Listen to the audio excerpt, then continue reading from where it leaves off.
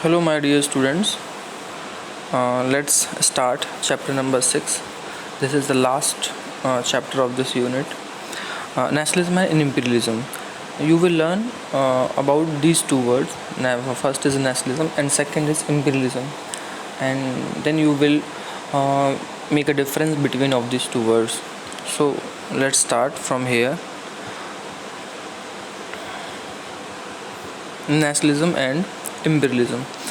अगर हिंदी की बात कहेंगे तो एक तरह से कह सकते हैं इसको साम्राज्यवाद, ठीक है.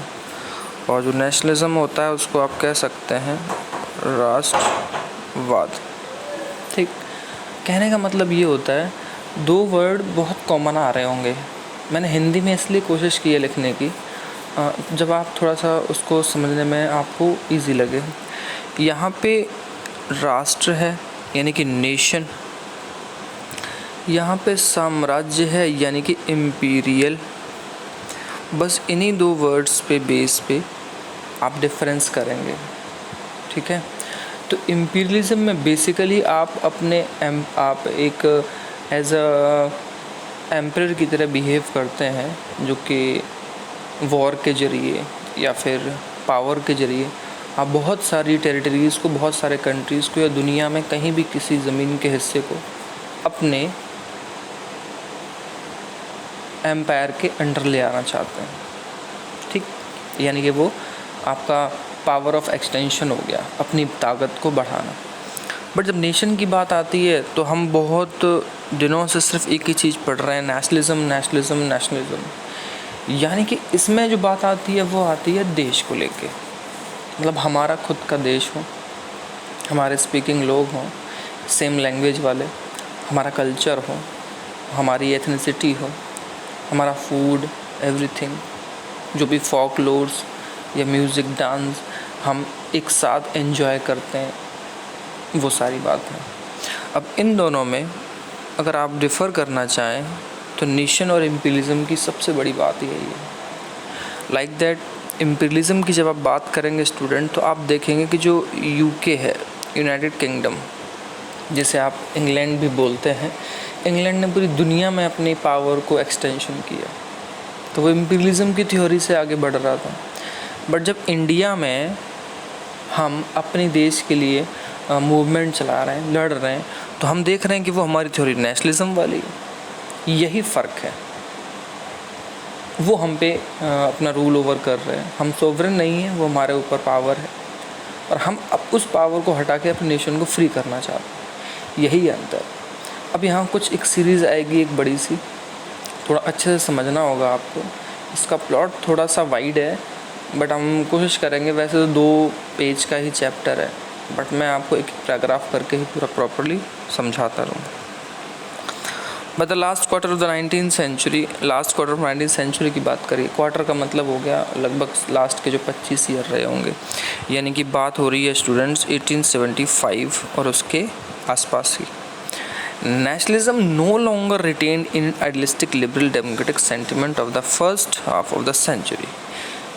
कोशिश कीजिएगा समझने की कि बेटा जो 1848 में जिस फ्रैंकफर्ट पार्लियामेंट की आप बात कर रहे थे, ये वो एरा था. और 1850 58, 52, 64, 72 ये वो टाइम है. और इस टाइम तक आते आते जर्मनी और इटली दोनों ही अपनी नेशन फॉर्म में आ गए. और आप देख रहे थे कि रिवोल्यूशन किस तरह से लिबरल्स लोग बहुत अच्छे से आगे बढ़ा रहे थे. आपने बहुत क्लियरली ये चीज़ समझी थी. तो वो वही कह रहा है, नो लॉन्गर. अब उस जैसा एक माहौल और उस जैसी थ्योरी नहीं रही थी, आइडियलिस्टिक डेमोक्रेटिक फॉर्म नहीं रही थी. किसकी? नेशनलिज्म की. रिटेन का मतलब होता है बनाए रखना.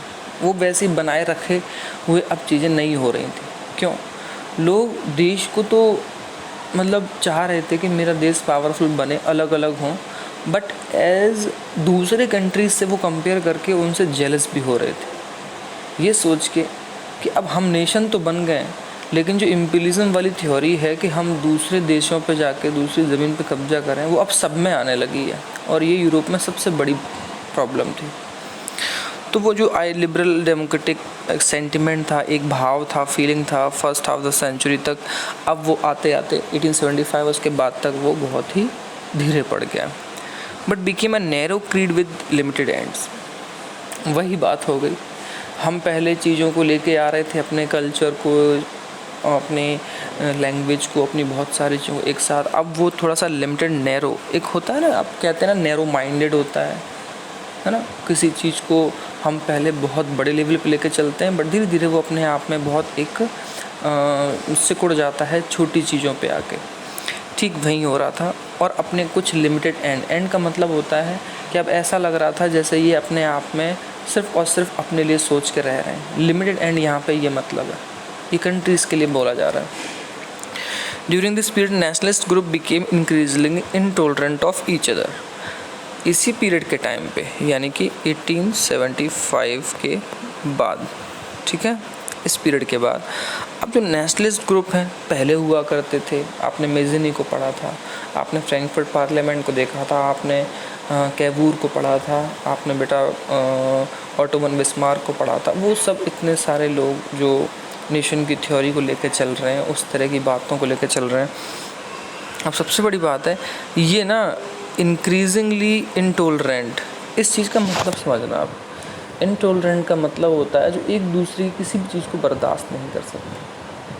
कुछ इस तरह से हालात हो गए। अब वहाँ उस टाइम आपको याद होगा, प्रिंसली स्टेट्स अलग थे, बूरबो डायनेस्टी किंग्स अलग थे, सारी चीज़ें थी। तब तक तो वो सारी वर्क कर रही थी चीज़ें। वॉर भी हुआ, 7 years ऑफ वॉर, उसके बाद इंडिपेंडेंट भी हो गया जर्मनी, इटली भी हो गया, बहुत सारे कंट्री हो गए। लेकिन अब वहाँ धीरे धीरे एक दूसरे के लिए जेलसी होने लगी।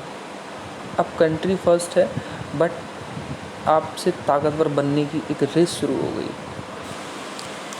And ever ready to go to war, और यहाँ तक कि वो ना कभी भी किसी भी वॉर को स्टार्ट करने के लिए, लड़ने के लिए तैयार रहते हैं। ताकतवर हैं, बट एक दूसरे के प्रति ये भावना नहीं है कि आप भी जिएं और हम भी जिएं, नहीं, सिर्फ और सिर्फ इस बेस पे लेके कि आप हमसे ज़्यादा ताकतवर हैं, हम आपसे भी ज़्यादा ताकतवर। एक ऐसा माहौल वहाँ था। ठीक है, थोड़ा सा आगे बढ़ते हैं। The major European powers in turn manipulated the nationalist aspirations of the subject people in Europe to further their own imperialism. ये थोड़ा ध्यान से समझिएगा आप। अब मेजर यूरोपियन पावर का मतलब क्या हुआ बेटा? आपको याद है, इंग्लैंड है, रशिया है, अब जर्मनी भी आ गया है, इटली है, और फ्रांस, बहुत सारे कंट्री इस तरह से हैं। अब ये क्या कर रहे हैं? मैनिपुलेट करना। मैनिपुलेट का मतलब होता है किसी चीज़ को गलत तरीके से बढ़ा चढ़ा के पेश करना। अगर आपको ही कोई आपके बारे में तीसरा आके आपसे बोले कि वो तुम्हारे क्लास का स्टूडेंट है, वो इस तरह से बोल रहा था, इस तरह से आपको अब्यूज़ कर रहा था, इस तरह से आपके लिए वर्ड यूज़ की, तो आप उसकी सारी बातों को भले ही न मानेंगे, कुछ बातों को मान के अपने मन में डर पैदा कर लेंगे। हाँ, उसने मेरे लिए ज़रूर कहा होगा, अब उसको आने दो, मैं देखता हूँ उसने ऐसे क्यों किया होगा। आपके आसपास ऐसे ही होता है, आप महसूस कीजिए इस चीज़ को, गलत चीज़ें ऐसे ही फैलाई जाती हैं। तो हुआ क्या है, ये सब जो मेजर पावर हैं ये मैनिपुलेट कर रही हैं नेशनलिस्ट एस्पिरेंट्स को, जो चाहते हैं कि मतलब चाहना मतलब यहाँ पे जो अपनी कंट्री को चाहते हैं, जो अपनी कंट्री के लिए कुछ करना चाहते हैं। अब वो बात ये है, जैसे फ्रांस ने बढ़ा दिया जर्मनी से, जर्मनी ने बढ़ा दिया इटली से, इटली ने स्विट्ज़रलैंड से बढ़ा दिया, फ्रांस ने इंग्लैंड से ली कुछ बात बढ़ा दी। बिल्कुल सिंपल फॉर्म में मैं आपको समझाने की कोशिश कर रहा हूँ। ये वहाँ पे इनटॉलरेंट हो जाना, ये नहीं महसूस करना कि अरे उसने नहीं कहा होगा, जाने दो। एक दूसरे के प्रति सिर्फ वहाँ पे इस तरह का नैरो क्रीड वाला भाव चल रहा है, सेंटिमेंट बहुत लिमिटेड हो गए हैं, तो लोग एक दूसरे के लिए लड़ने को तैयार हो जाते हैं। देखता हूँ वो उसने कैसे कहा होगा, ठीक है। Of the subject of the people in Europe, और ये पूरे यूरोप की कहानी है बेटा, सभी लोगों की कहानी है। To further their own imperialistic aim. अच्छा, क्यों हुआ? अपने अपने खुद के इम्पीरियलिस्टिक एम है उनके, मतलब अपने अपने पावर को बढ़ाने का।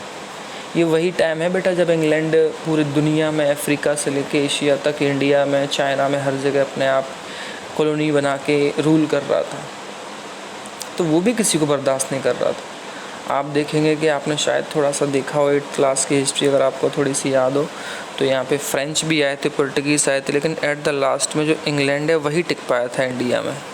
ये एक दूसरे से यहाँ लड़ते रहे इंडिया पे कब्जा करने के लिए, और इंग्लैंड रह गया।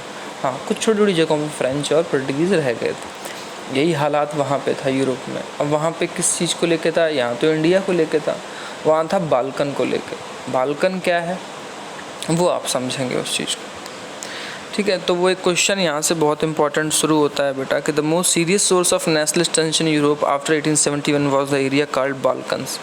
ये बहुत इंपॉर्टेंट क्वेश्चन है। इसका पूरा एक लॉन्ग फॉर्म में 3 मार्क्स 5 मार्क्स जैसे क्वेश्चन का आंसर आता है, वो हम समझेंगे, लेकिन वो आज नहीं, वो हम कल समझेंगे। जितना हो सके छोटे छोटे पैराग्राफ को लेके इसको हमें फिनिश करना है। तो कल मिलेंगे और फिर आपको यहाँ से स्टार्ट करें। Thank you class.